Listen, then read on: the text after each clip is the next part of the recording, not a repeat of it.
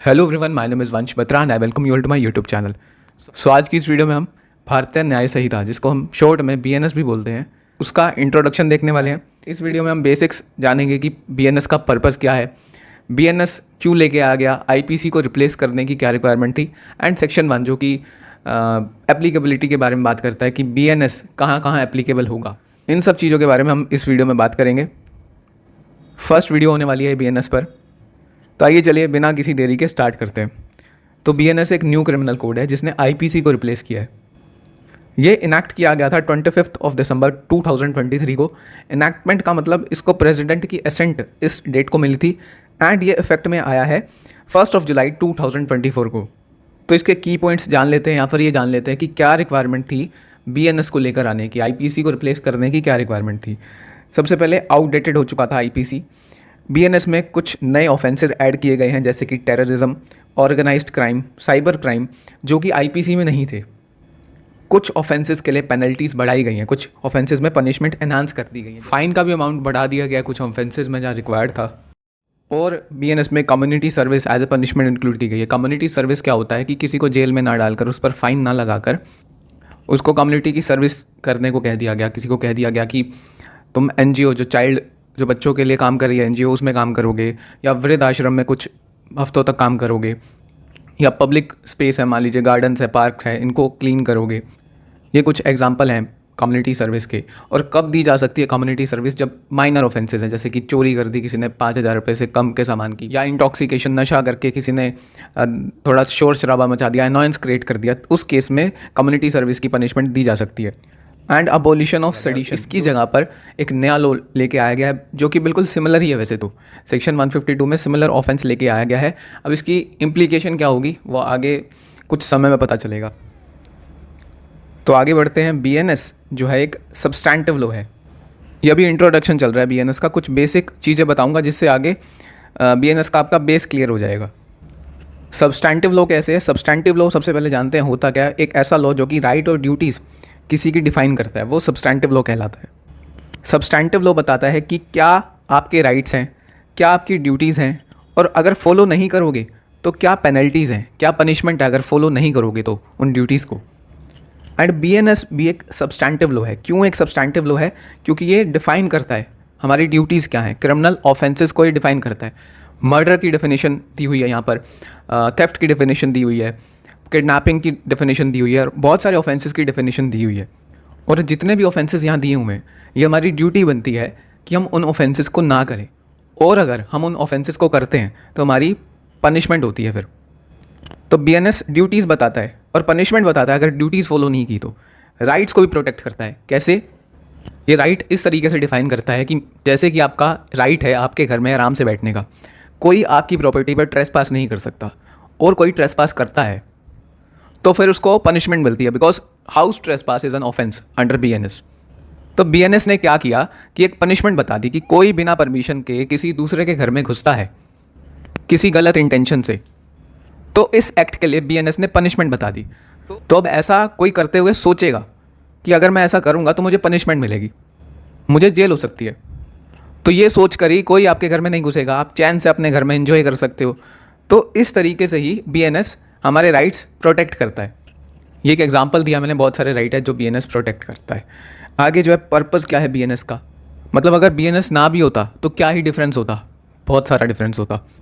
Because ये crime define करता है, पनिशमेंट बताता है, लॉ एंड ऑर्डर को मेंटेन करता है, सोसाइटी में एक स्टेबिलिटी लेके आता है ये क्रिमिनल कोड। बिकॉज अगर गलत काम के लिए पनिशमेंट दी जा रही है तो लोग डरेंगे ना वो काम करने से, तो सोसाइटी में एक स्टेबिलिटी आएगी, जस्टिस इंश्योर होती है आपकी, और प्रोटेक्ट करता है आपके राइट। तो ये पर्पस जाना हमने। अब आते हैं सेक्शन 1 पर।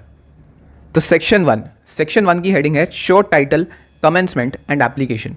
मतलब ये 3 चीज़ों के बारे में बात करता है कि बीएनएस का टाइटल क्या होगा। टाइटल सबसेक्शन 1 में दिया गया है कि दिस एक्ट में बी कॉल्ड भारतीय न्याय संहिता 2023। जो है हमारा क्रिमिनल कोड है उसको हम भारतीय न्याय संहिता बोलेंगे। कमेंसमेंट की बात सबसेक्शन 2 करता है, मतलब कब ये एनफोर्स होगा। सबसेक्शन 2 में ये लिखा हुआ है कि जब सेंट्रल गवर्नमेंट नोटिफाई करेगी ऑफिशियल गजट में तब ये लागू हो जाएगा। एंड डिफरेंट प्रोविजंस के लिए डिफरेंट डेट भी नोटिफाई की जा सकती है। कि ये कह दिया जाएगा कि ये एक पर्टिकुलर कुछ सेक्शंस हैं, ये कुछ समय बाद लागू होंगे। वैसे तो इस समय 1 जुलाई 2024 को BNS लागू हो गया है, पर एक सेक्शन ऐसा है जिस पर अभी होल्ड लगा दिया गया है। वो सेक्शन है सेक्शन 106 सब सेक्शन 2। बिकॉज अगर आपने न्यूज़ सुनी होगी, ट्रक ड्राइवर्स इस सेक्शन को लेकर प्रोटेस्ट करने लग गए थे, तो ये सेक्शन अभी हॉल्ट पर है, ये अप्लाई नहीं हुआ है। तो शॉर्ट टाइटल देख लिया, कमेंसमेंट देख लिया, एप्लीकेशन जो कि इम्पोर्टेंट एरिया है इस सेक्शन 1 का, वो देखते हैं।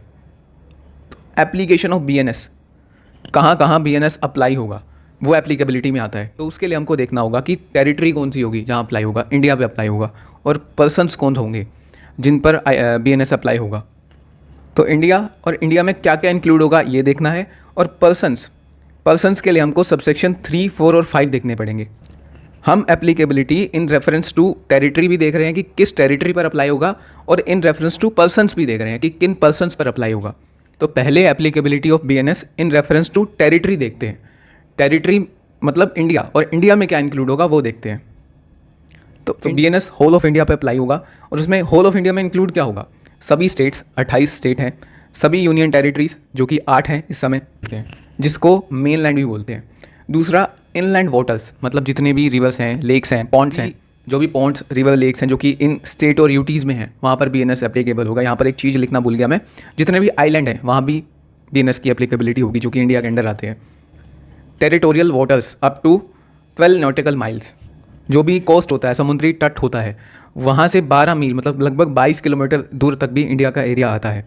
Indian air space and underground air space, मतलब कि अगर हम यहाँ हैं, हमारे ऊपर कोई हवाई जहाज उड़ रहा है, बेशक वो कहीं से भी आया है, बट बिकॉज वो हमारे एयर स्पेस में है, इंडियन एयर स्पेस में है, तब उस पर BNS की एप्लीकेबिलिटी हो जाएगी। नीचे का भी जो एरिया है, अंडरग्राउंड एरिया, वो भी इंडिया में इंक्लूड होगा, BNS की एप्लीकेबिलिटी होगी। जितने भी शिप्स और एयरक्राफ्ट हैं जो कि इंडिया में रजिस्टर्ड हैं, और वो कहीं पर भी हों, वो इंडिया का पार्ट माना जाता है। मतलब कोई इंडियन रजिस्टर्ड एयरक्राफ्ट है, वो यहाँ से स्वीडन चला गया, तो जब वो स्वीडन में होगा तब भी वो इंडिया का पार्ट ही माना जाएगा। इंडियन एम्बेसीज हैं बाहर, अमेरिका में है, कनाडा में है, वो भी इंडिया का पार्ट माना जाता है। और जो भी इंडियन सैटेलाइट्स हैं वो भी इंडिया का ही पार्ट माना जाता है। तो ये देखा हमने कि इंडिया में क्या इंक्लूड होगा, जो भी इंडिया में इंक्लूड होगा उस पर BNS अप्लाई हो जाएगा। अब देखते हैं कि किन लोगों पर BNS अप्लाई होता है, तो उसके लिए ये सेक्शंस देखने पड़ेंगे। तो यहाँ पर सबसेक्शन 3 बात करता है इंट्रा टेरिटोरियल जुरिस्डिक्शन के बारे में, और सबसेक्शन 4 और 5 बात करते हैं एक्स्ट्रा टेरिटोरियल जुरिस्डिक्शन के बारे में। तो इंट्रा टेरिटोरियल जुरिस्डिक्शन या एक्स्ट्रा टेरिटोरियल जुरिस्डिक्शन का मतलब क्या होता है। इंट्रा टेरिटोरियल, इंट्रा वर्ड का मतलब है अंदर। तो जब BNS का एप्लीकेशन इंडिया की टेरिटरी के अंदर ही हो, इंडिया में जो लोग हैं उन्हीं पर ही अप्लाई हो, तो उसको इंट्रा टेरिटोरियल जुरिस्डिक्शन बोला जाएगा। और जब इंडिया से बाहर किसी पर अप्लाई हो जाए BNS, तो उसको एक्स्ट्रा टेरिटोरियल जुरिस्डिक्शन बोला जाएगा। मतलब ऐसा भी हो सकता है कि कोई इंसान कनाडा में बैठा है या अमेरिका में बैठा है, उस पर भी BNS अप्लाई हो सकता है, मतलब उसको भी BNS के अंदर सज़ा मिल सकती है। तो ये कैसे होगा यही डिस्कस करते हैं अभी। तो सबसे पहले इंट्रा टेरिटोरियल जुरिस्डिक्शन के बारे में बात करते हैं, जो कि सबसेक्शन 3 में दिया गया है। तो सेक्शन 1 सबसेक्शन 3 क्या कहता है, every person shall be liable to be punish under this Sanhita. किसी पर्सन की संहिता के अंदर लायबिलिटी हो जाएगी फॉर एवरी एक्ट और omission contrary to the provisions thereof. Bare act की लैंग्वेज पे फोकस करना पढ़ने का एक तरीका होता है। अब जैसे कि ये नॉट अदरवाइज बाद में पढ़ेंगे, तो हर एक पर्सन लायबल हो जाएगा इस संहिता में पनिशमेंट के लिए। कब? फॉर एवरी एक्ट और omission contrary to the provisions thereof. अगर कोई पर्सन BNS में जो प्रोविजंस दिए हुए हैं उससे अपोजिट कर दे तो वो पर्सन लायबल हो जाएगा। फॉर एग्जाम्पल, अगर BNS में मर्डर डिफाइन किया गया है, तो मर्डर डिफाइन किया गया है कि ये नहीं करना है, तो अगर कोई कर रहा है मर्डर, तो वो कॉन्ट्रेरी हो गया BNS के प्रोविज़न से, तो फिर उस पर्सन की लायबिलिटी हो जाएगी, उसको जेल जाना पड़ेगा, उसको फाइन देना पड़ेगा। एंड जो ये टर्म लिखा हुआ है एंड नॉट अदरवाइज, ये इसलिए लिखा हुआ है कि आप कोई एक्ट या ओमिशन के लिए ही लायबल हो सकते हो। कोई एक्ट करोगे, कोई ओमिशन करोगे जो कि BNS से अपोजिट है, तभी आपकी पनिशमेंट होगी। एंड नॉट अदरवाइज मतलब और किसी रीज़न से आपको पनिशमेंट नहीं मिलेगी। जब आप एक्ट या ओमिशन करोगे कॉन्ट्रेरी, तब आपको पनिशमेंट मिल सकती है। अब एक्ट तो समझ आ गया, एक्ट मतलब कि मर्डर किया, चोरी की, किडनैपिंग की, ये सब कुछ एक्ट में आएगा। अब ओमिशन में क्या आएगा? ओमिशन में आएगा जो आपकी ड्यूटी थी, आपको करना ज़रूरी था बट आपने नहीं किया। जैसे कि कोर्ट का समन आया, आपकी ड्यूटी थी, आप नहीं गए, पनिशमेंट मिलेगी। आपको किसी डॉक्यूमेंट पे साइन करने के लिए कहा गया, आपने नहीं किया, और वहाँ आपकी ड्यूटी बनती है साइन करना, अगर आप नहीं करोगे then you will be liable to be punished. और अगर एक्ट या ओमिशन आप कॉन्ट्रेरी करोगे बीएनएस के तो उसका मतलब होता है कि आप कोई ऑफेंस कर रहे हो। लास्ट में एक लाइन रह गई, thereof which he shall be guilty within India. जो भी इंट्रा टेरिटोरियल जुरिसडिक्शन का जो प्रोविज़न है वो इसी लाइन से आता है। इसका मतलब ये है कि ऑफ विच का मतलब कोई एक्ट या ओमिशन, मतलब कोई ऑफेंस अगर आप कर रहे हो विद इन इंडिया तो आपकी लाइबिलिटी हो जाएगी। और इंडिया में क्या क्या इंक्लूड होगा अभी हमने पढ़ लिया। ये बेरेट लैंग्वेज देखिए हमने, कुछ इंपॉर्टेंट पॉइंट्स इस सबसेक्शन से निकल कर आते हैं वो देख लेते हैं। सेक्शन 1 सबसेक्शन 3 कहता है कि बीएनएस अप्लाई होगा हर एक ऑफेंस पर जो कि इंडियन टेरिटरी के अंदर हुए हैं, एंड ये इन्फोर्स करता है इंट्रा टेरिटोरियल जुरिसडिक्शन का प्रिंसिपल।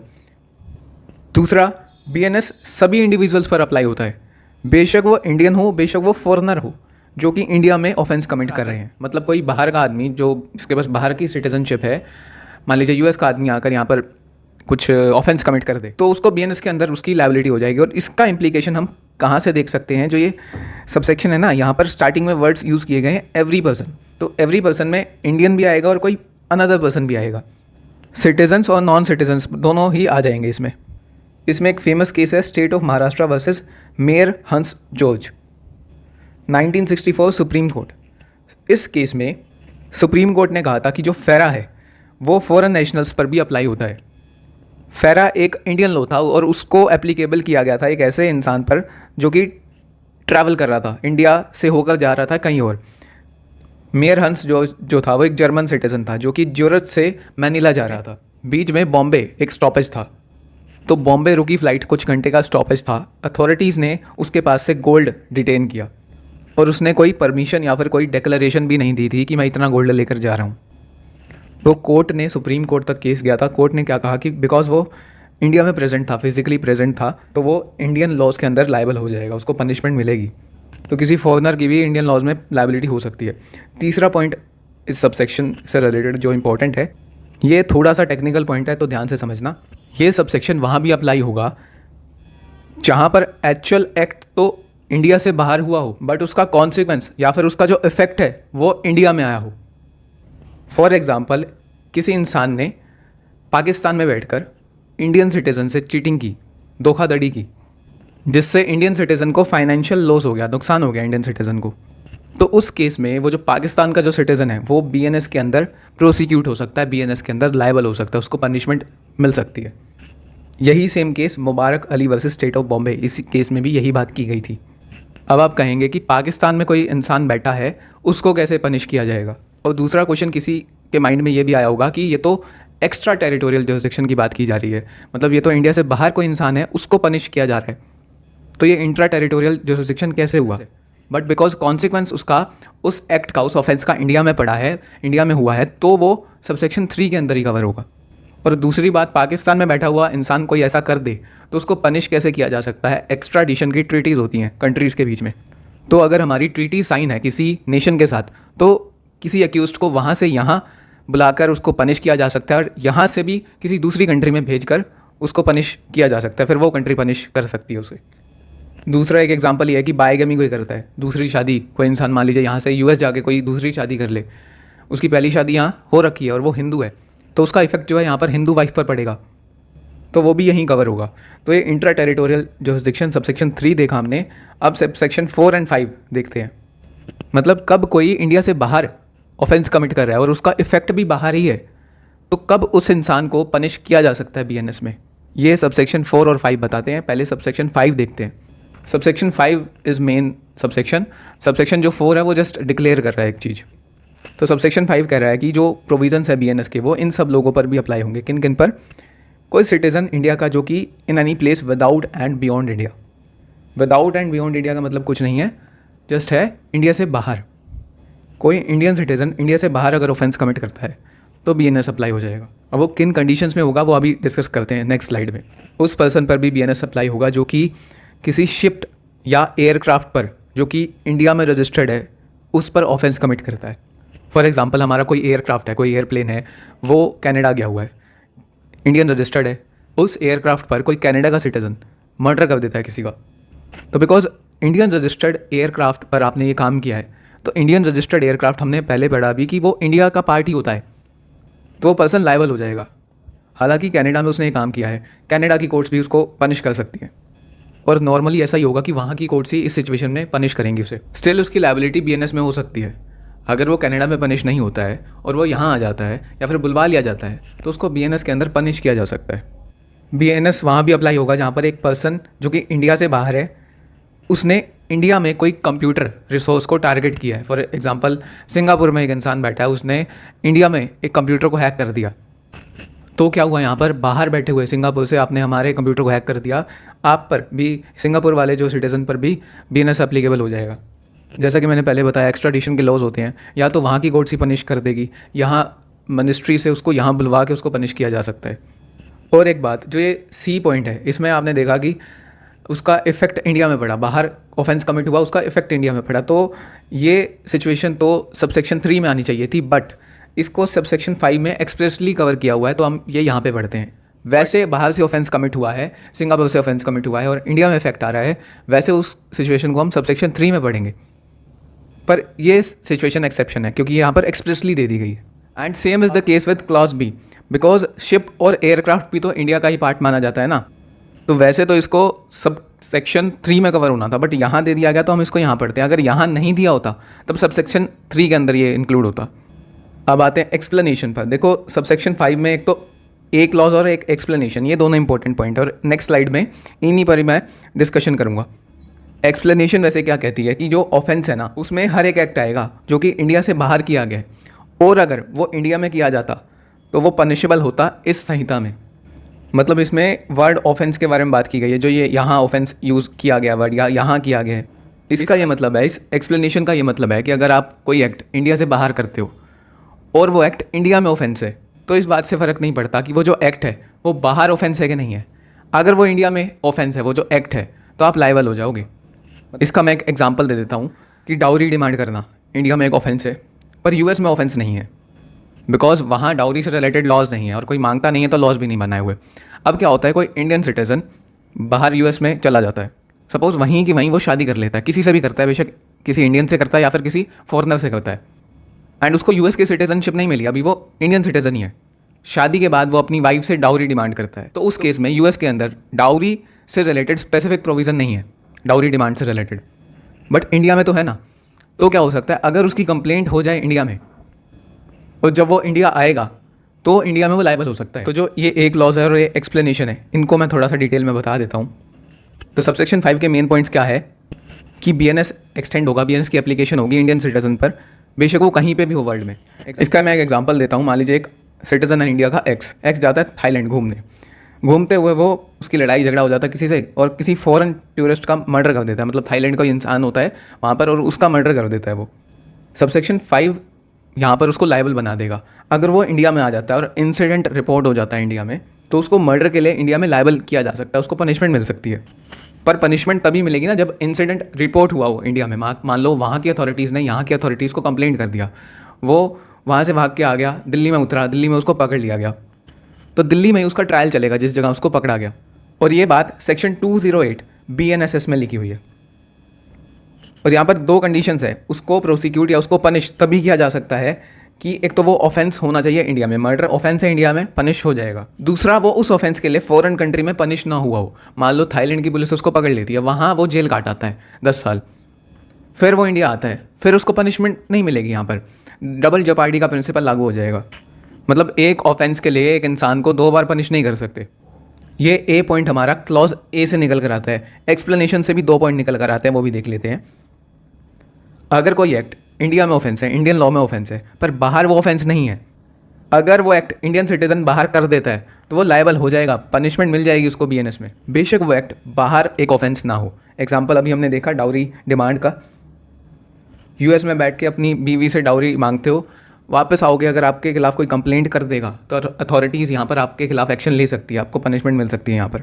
दूसरा एक एग्जांपल देख लेते हैं, ब्लास्फेमी, जिसको दूसरों की रिलीजियस फीलिंग हर्ट करना भी बोलते हैं। तो आउटरेज करना दूसरों की religious feeling is an offence. IPC में सेक्शन 295 था, जिस पर सिद्धू मूसेवाले का गाना भी आया था। बीएनएस में वो सेक्शन 299 के अंदर पनिशेबल है। तो ब्लास्फेमी डेनमार्क के अंदर पनिशेबल नहीं है। मान लीजिए कोई इंडियन सिटीजन है, डेनमार्क में जाता है, कोई पब्लिक इवेंट में हिंदू डाइटी की, हिंदू गॉड्स के बारे में कुछ ना कुछ गलत बोल देता है वहाँ जाकर, मान लीजिए 50 लोग जाते हैं यहाँ से पब्लिक इवेंट अटेंड करते हैं डेनमार्क में, ए कुछ गलत बोल देता है, हर्ट कर देता है रिलीजियस फीलिंग को, वहाँ पर वीडियो बन जाती है उसकी। जब वो वापस आते हैं सभी इंडियन सिटीजन जिसके पास वीडियो होती है वो कंप्लेंट कर देता है ए के अगेंस्ट, वीडियो दिखा देता है जो ए ने बोला है, तो ए की पनिशमेंट हो सकती है यहाँ पर, ए की लायबिलिटी हो जाएगी यहाँ पर, बिकॉज जो एक्ट ए ने करा है वो यहाँ ऑफेंस है इंडिया में, इससे फ़र्क नहीं पड़ता कि बाहर ऑफेंस है कि नहीं है। तीसरा एक पॉइंट निकल कर आता है कि मान लीजिए वो एक्ट जो हमने बाहर किया वो यहाँ ऑफेंस नहीं है पर बाहर ऑफेंस है, तो क्या BNS के अंदर लायबिलिटी हो जाएगी? नहीं होगी। It is not punishable under BNS। जैसे कि अल्कोहल कंजम्पशन, कुछ मिडल ईस्टर्न कंट्रीज़ हैं जहाँ पर अल्कोहल कंजम्पशन बैन है, जैसे कि सऊदी अरेबिया। इंडियन सिटीजन वहाँ जाकर अल्कोहल का कंजम्पशन करता है, वो वहाँ पनिश नहीं होता है, वो वहाँ पनिश नहीं होता है, वो यहाँ आ जाता है, तो क्या उसकी लायबिलिटी हो जाएगी? यहाँ पर नहीं होगी। Same is the case with same sex relationship.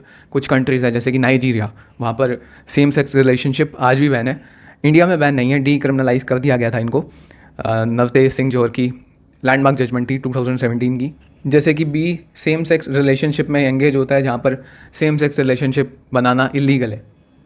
India में जब वो आएगा तो वो प्रोसिक्यूट पनिश नहीं हो सकता है। So main point is what, India में वो एक्ट ऑफेंस होना चाहिए, इससे फ़र्क नहीं पड़ता कि बाहर वो एक्ट ऑफेंस है कि नहीं है। तो ये सबसेक्शन 5 कंप्लीट हुआ। सबसेक्शन 4 छोटा सा सेक्शन है, कुछ सेक्शन 1 सबसेक्शन 4 एक कनेक्टिंग लिंक या एक ब्रिज है। Section 1 subsection 3 and section 1 subsection 5 के बीच में, ये आपस में दोनों को लिंक करता है। कैसे? सबसेक्शन 4 की डायरेक्ट लैंग्वेज क्या कहती है कि कोई पर्सन जो कि इंडियन लॉ के अंदर लायबल है। इंडियन लॉ के अंदर लायबल कौन हो सकता है? एक तो इंडियन सिटीजन भी हो सकते हैं, फॉरेनर भी हो सकते हैं। अभी हमने सबसेक्शन 3 और 5 में यही बात पढ़ी है। और उस पर्सन को एक ऐसे ऑफेंस के लिए लायबल करना है जो कि इंडिया से बाहर किया गया है, तो उसको इसी तरीके से डील किया जाएगा, सेम मैनर में डील किया जाएगा जैसे कि उसने वो ऑफेंस इंडिया के अंदर ही किया हो। एक एग्जाम्पल देख लेते हैं इसका, पहले एक इलस्ट्रेशन देख लेते हैं। मान लीजिए इंडियन सिटीजन है ए, उसने रेप कमिट करा फॉरेन कंट्री में, जहाँ पर उसका ट्रायल नहीं हुआ, वो इंडिया में आ गया। जहाँ वो इंडिया में आया और पकड़ा गया, सेक्शन 208 अप्लाई हो जाएगा BNSS का। अब ये माना जाएगा कि उसने वो रेप है ना वो इंडिया के अंदर ही किया है। सबसेक्शन 4 एक लीगल फिक्शन क्रिएट करता है। मान लीजिए बाहर उस रेप की सज़ा है 10 साल, पर इंडिया में उस रेप की सज़ा है 20 साल, तो उसको 20 साल तक पनिशमेंट मिल सकती है। फिर सबसेक्शन 4 एक ब्रिज है, ये कहता है कि अगर इंडिया से बाहर अगर आप कोई ऑफेंस कर रहे हो और आप पर अगर इंडियन लॉ अप्लाई होता है तो आपको इसी तरीके से प्रोसिक्यूट किया जाएगा जैसे कि आपने वो क्राइम, वो ऑफेंस इंडिया में ही किया हो। जो ये एज इफ लिखा हुआ है ना, this is where legal fiction is created. कहीं भी लॉ में एज इफ लिखा हो उसका मतलब वहाँ पर लीगल फिक्शन क्रिएट हो रहा है एक। तो ये सबसेक्शन 4 भी हुआ। लास्ट एक हमारा छोटा सा सबसेक्शन 6 रह गया, इसको भी देख लेते हैं। सबसेक्शन 6 कहता है कि जो संहिता है, जो BNS है, वो सोल्जर, सेलर्स और एयरमैन पे, मतलब कि आर्मी, नेवी और एयरफोर्स पर अप्लाई नहीं होगा। मतलब आर्मी, नेवी और एयरफोर्स के उन प्रोविजंस पर अप्लाई नहीं होगा जो उनको म्यूटिनी और डिजर्शन के लिए पनिश करते हैं। म्यूटिनी और डिजर्शन क्या होता है? म्यूटिनी अपने सीनियर ऑफिसर की कमांड ना मानना, और डिजर्शन अपनी जो ड्यूटीज़ हैं उसको छोड़कर भाग आना। तो अगर कोई ऑफिसर ऐसा करता है तो उसके लिए अलग लॉज है, आर्मी एक्ट है, नेवी एक्ट है, उनको पनिश करने के लिए। तो BNS उन प्रोविजंस को अफेक्ट नहीं करने वाले। तो हमारी इंट्रोडक्शन की वीडियो एंड होती है। सेक्शन 1 हमने कर लिया। होप सो आपको वीडियो अच्छी लगी होगी। वीडियो अच्छी लगी हो तो प्लीज़ लाइक करना, एंड सच में अगर हेल्प मिली है तो करो लाइक, एंड कमेंट भी कर दो। रीच बढ़ती है मेरी, हेल्प होती है मेरी अगर आपकी हेल्प की है मैंने तो एंड करते हैं इस वीडियो को। मिलते हैं नेक्स्ट वीडियो में। नेक्स्ट वीडियोज़ वैसे अगर अभी तक मैंने अपलोड कर दी होंगी तो नीचे डिस्क्रिप्शन बॉक्स में BNS की प्लेलिस्ट है, वहाँ मिल जाएगी। So that was it for today. Have a nice day.